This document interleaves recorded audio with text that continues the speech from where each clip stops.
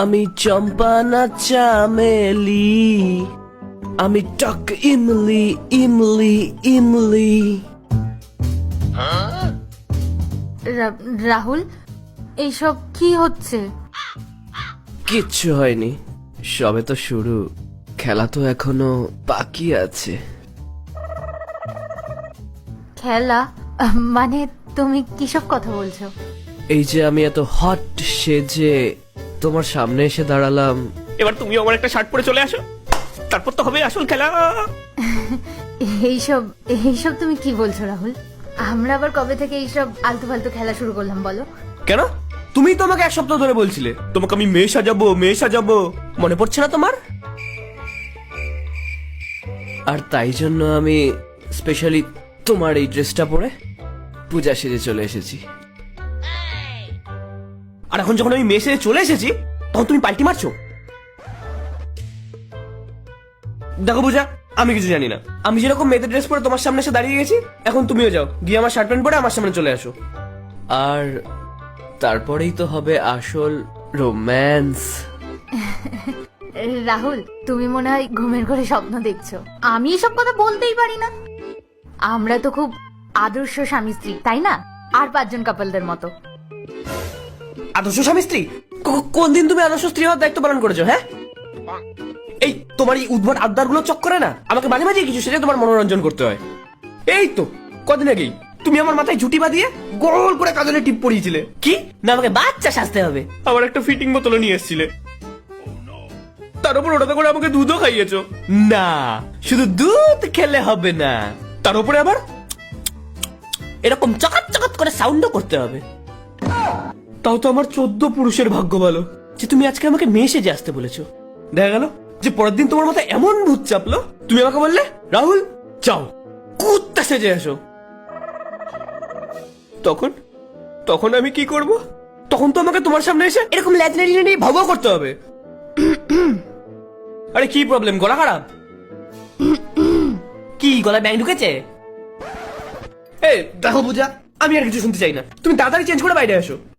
দেখো রাহুল, আমি তোমাকে এটাই বলতে চাইছি যে তুমি যাও গিয়ে চেঞ্জ করে আসো, আমরা অন্য কোনো দিন আবার খেলবো। হ্যাঁ? ও হ্যালো, এক মুখে কত কথা বলবে তুমি? এই তুমি আমাকে একটু আগে বললা রাহুল যাও মেয়েদের ড্রেস পরে আমার সামনে এসে দাঁড়াও, নাহলে নাকি তোমার কপালে খুব দুঃখ আছে, আর তার জন্যই আমাকে এই ড্রেসটা পরে এখানে আসতে হয়েছে। আর তুমি জানো এই ড্রেসটা পরতে আমার কতটা কষ্ট হয়েছে, কোথা দিয়ে হাত ঢুকছে কোথা দিয়ে মাথা ঢুকছে কিছুই বুঝতে পারছি না, আর মাঝে মাঝে এমন জায়গা দিয়ে হাওয়া ঢুকছে সেটা আমি কাউকে বলতেও পারবো না। আর তুমি আমাকে বলছো এখন চেঞ্জ করে আসতে, তুমি তাড়াতাড়ি যাও গিয়ে আমার শার্ট প্যান্ট পরে এখানে আসো, না হলে আমি কি করব? হ্যাঁ, আমি তোমার সামনে এমন কথা কাঁদবো না তুমি হাসতে হাসতে পাগল হয়ে যাবা। রাহুল, আমি তোমাকে এখনো বলছি আমার ইশারাটা বোঝো। আরে কি তখন ঘেড়ি বেঁকে পূজা, এই মালটা কোথা থেকে আসলো? কেন? ও তো তোমারই বন্ধু, তুমিই তো বলেছো নিজের বাড়ি মনে করে যখন ইচ্ছা এখানে চলে আসবি। আরো বলো চম্পা না চামেলি ছালিমলি টকিমলি। ছাড়ো। এই তুই ফোনটা এরম এরম করে কি করছিস রে? ভিডিও করছিস নাকি?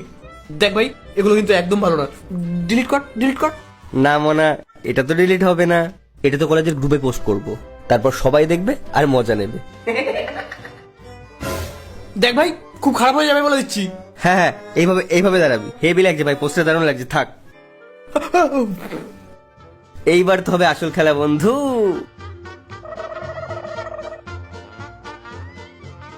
ভাই তুই কেন আসলি আমার বাড়িতে?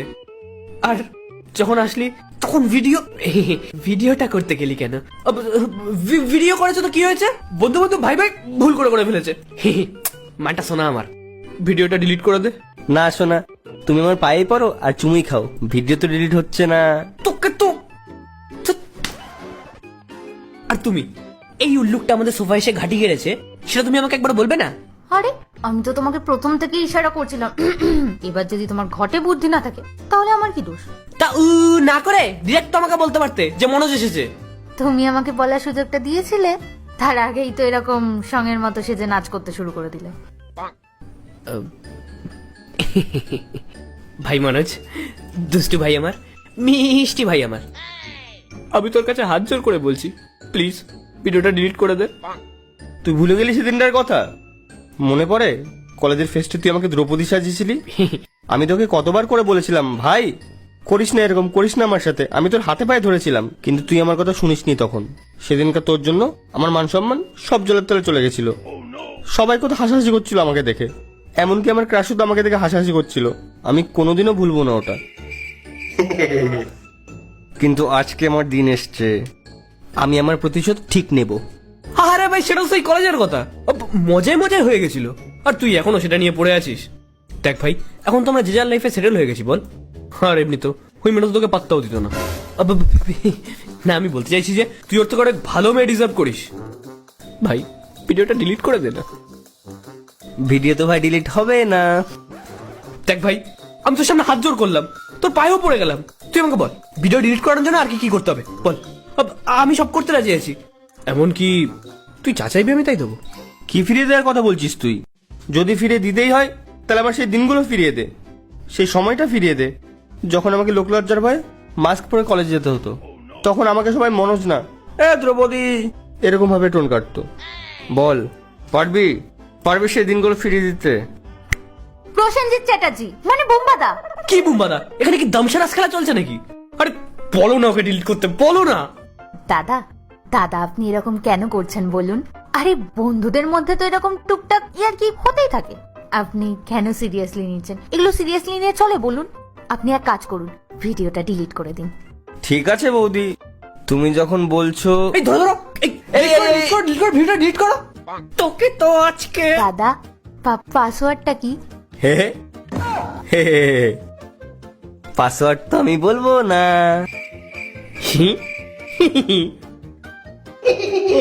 আরে বুঝাই একটা অশিক্ষিত, দেখো এক দুদিন তারই হবে। তো তো তো বৌদি বৌদি বৌদি প্লিজ, গ্যালারিতে যেও না বৌদি, এরকম করো না বৌদি, ফোনটা দিয়ে দাও বৌদি। আরে তোমার আবার কি হলো, স্ট্যাচু হয়ে গেলে কেন? ধ্যাত তেরি কি তোমার।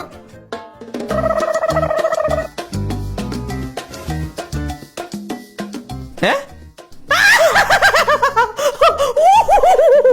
এ তো তুই রে। এই দেখ স্নেহা, একদম পুরো ফুলকলি, কচি কলি।